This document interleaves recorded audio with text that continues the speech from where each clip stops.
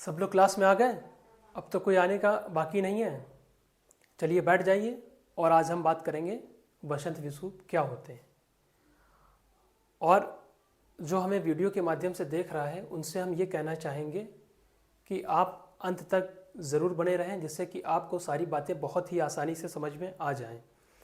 आज हम पढ़ाने जा रहे हैं बसंत विषुव क्या होता है। इसको समझने से पहले हम ये समझेंगे कि ऋतु परिवर्तन क्यों होता है।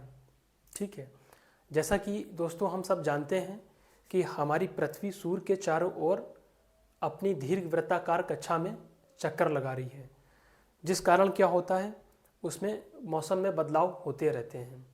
क्या होते हैं? मौसम में बदलाव होते रहते हैं।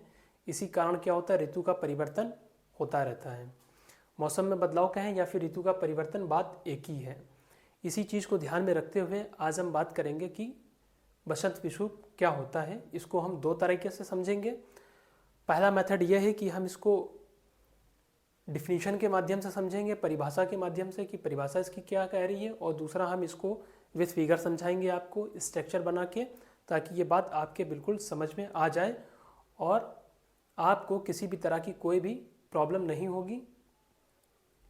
और हम एक बात और कह सकते हैं बिल्कुल ही दावे के साथ कि अगर आप अंत तक बने रहेंगे तो आपको बस देखते ही देखते ये पूरी परिभाषा याद हो जाएगी। देखने की कोई भी, याद करने की बिल्कुल भी ज़रूरत नहीं पड़ेगी। एक चीज़ और समझ लीजिए, वो ये है कि भूगोल एक ऐसा सब्जेक्ट है, इसको याद करने की ज़रूरत बिल्कुल भी नहीं है। सिर्फ अगर आप 2 मिनट ध्यान से समझ लेते हैं तो आपको खुद ब खुद सब कुछ याद हो जाएगा।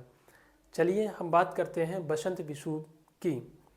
दोस्तों क्या होता है, जब हमारी पृथ्वी अपने दीर्घवृत्ताकार कक्षा में सूर्य के चारों ओर परिक्रमा कर रही होती है, तो एक ऐसा समय आता है, एक ऐसी तिथि आती है जब हमारी पृथ्वी पर सूर्य की किरणें बिल्कुल सीधी भूमध्य रेखा पर पड़ती हैं। वो तिथि है 21 मार्च को। वो तिथि कौन सी है? 21 मार्च को और 23 सितंबर को। अभी हम बात यहाँ करेंगे सिर्फ 21 मार्च की, क्योंकि हम पढ़ रहे हैं बसंत विषुव। देखिए बोर्ड पे ध्यान दीजिएगा, 21 मार्च को सूर्य भूमध्य रेखा पर सीधा चमकता है। 21 मार्च को सूर्य भूमध्य रेखा पर सीधा चमकता है। बिल्कुल आप ऐसे ध्यान देके पढ़िए, इसके बाद में हम आपको विद फिगर समझाएंगे, कोई दिक्कत नहीं होगी। इस समय क्या होता है, पृथ्वी ना तो उत्तरी ध्रुव और ना ही दक्षिणी ध्रुव, पृथ्वी का ना तो उत्तरी भाग और ना तो दक्षिणी भाग, ठीक है, ना तो उत्तरी ध्रुव और ना तो दक्षिणी ध्रुव सूर्य की ओर झुका होता है। हमारी पृथ्वी कैसी होती है? बिल्कुल सीधे समतल स्थिति में खड़ी होती है, ना तो इसका उत्तरी सिरा और ना तो दक्षिणी सिरा, ठीक है ना, सूर्य की ओर झुका होता है। पूरी पृथ्वी पर इस समय दिन और रात की जो अवधि है, समय अवधि क्या होती है? समान होती है। हमें पता है कि दिन और रात की अवधि 24 घंटे होती है। इस समय क्या होता है, हमारा दिन 12 घंटे का होता है और रात भी 12 घंटे की होती है। वही बता रहे हैं कि पूरी पृथ्वी पर इस समय दिन और रात की अवधि समान होती है। विषुवत रेखा पर, विषुवत रेखा को हम भूमध्य रेखा भी कहते हैं, विषुवत रेखा पर सर्वाधिक सूर्य तप प्राप्त होता है। सूर्य तप यानी सूर्य की गर्मी, सूर्य का प्रकाश विषुवत रेखा पर हमें सर्वाधिक अधिक मात्रा में प्राप्त होता है। 21 मार्च को बसंत विषुव होता है। 21 मार्च को ये क्या होता है? बसंत विषुव होता है। उत्तरी गोलार्ध में बसंत ऋतु होती है और दक्षिणी गोलार्ध में शरद ऋतु होती है। ये बात आपको मैंने बताई डिफिनीशन के माध्यम से, परिभाषा के माध्यम से। अब हम बात करेंगे विथ फिगर समझने के लिए। जो हमने परिभाषा में बताया वही हम आपको सिद्ध करके यहाँ पे दिखाएंगे विथ फिगर में। ये नीचे की तरफ जो बना हुआ ये आपको दिख रहा है रेड कलर में, ये हमारा सूर्य है, मैंने लिख दिया है। और जो इसमें से सीधी रेखाएं निकल रही हैं ये है हमारे सूर्य की किरणें, यानी सूर्य का प्रकाश। और ये हमारी गोला जो ऊपर दिख रहा है आपको, ये हमारी क्या है? पृथ्वी है। ये हमारी पृथ्वी है और हमारी पृथ्वी कई भागों में डिवाइड होती है। वैसे तो हमारी पृथ्वी पर क्या होता है, अगर आप देखेंगे तो कोई भी काल्पनिक रेखा खींची नहीं होती है, मगर अध्ययन की सुविधा के लिए हम इस पर कुछ रेखाएं आड़ी और तिरछी, मतलब कि वर्टिकल और हॉरिजेंटल, ठीक है ना, ऊर्ध्वाधर और क्षैतिज रेखाएं खींच देते हैं, जिससे कि हम स्थिति का और अध्ययन करते समय बहुत ही आसानी हो, इसलिए खींचते हैं। तो हम बात कर रहे थे, यह है हमारी पृथ्वी, और हमारी पृथ्वी पर यहाँ पे दिखाए गए हैं दो पार्ट। यहाँ पे क्या दिखाए गए हैं? दो पार्ट दिखाए हैं। एक तो उत्तरी ध्रुव दिखाया गया है, दूसरा है दक्षिणी ध्रुव, ठीक है। और बीच में हमारी एक रेखा दिखाई दे रही है ब्लू कलर में, और जिसमें रेड कलर से मैंने इसको भर दिया है, जिससे कि आपको आसानी से समझ में आ जाए। ये जो हमारी पृथ्वी के बीचों बीच एक रेखा जा रही है, इसको हम कहते हैं भूमध्य रेखा। यह भूमध्य रेखा का काम होता है हमारी पृथ्वी को दो भागों में डिवाइड करना। इसको हम विषुवत वृत्त भी कहते हैं, इसको हम क्या कहते हैं? विषुवत वृत्त भी कहते हैं, या इसे हम भूमध्य रेखा भी कहते हैं, क्योंकि ये हमारी पृथ्वी को दो भागों में, दो बराबर भागों में डिवाइड कर देती है।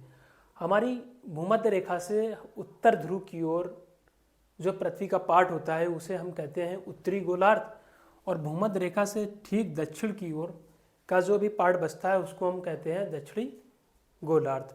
यहाँ तक आपके बात समझ में आ गई।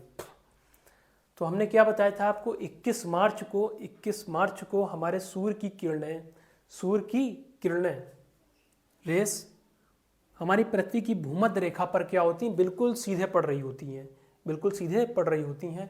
इस समय ना तो हमारी पृथ्वी का उत्तरी भाग और ना तो दक्षिणी भाग, ना तो उत्तरी गोलार्ध और ना तो दक्षिणी गोलार्ध सूर्य की तरफ झुका नहीं होता है, ठीक है। और सूर्य की किरणें क्या होती हैं? भूमध्य रेखा पर सीधे पड़ रही होती हैं। इस समय हमारी पृथ्वी पर जो समय अवधि है वो 12 घंटे का दिन होता है और 12 घंटे की रात होती है, ठीक है। 21 मार्च को बसंत विषुव होता है।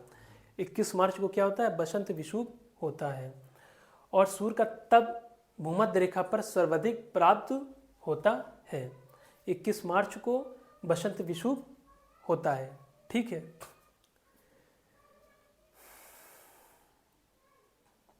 इक्कीस मार्च को बसंत विषुव होता है। उत्तरी गोलार्ध में क्या होती है? बसंत ऋतु होती है, और दक्षिणी गोलार्ध में क्या होता है? शीत ऋतु होती है। उत्तरी ध्रुव को हम नॉर्थ पोल कहते हैं और दक्षिणी ध्रुव को हम साउथ पोल कहते हैं। इतनी बात समझ में आ गई।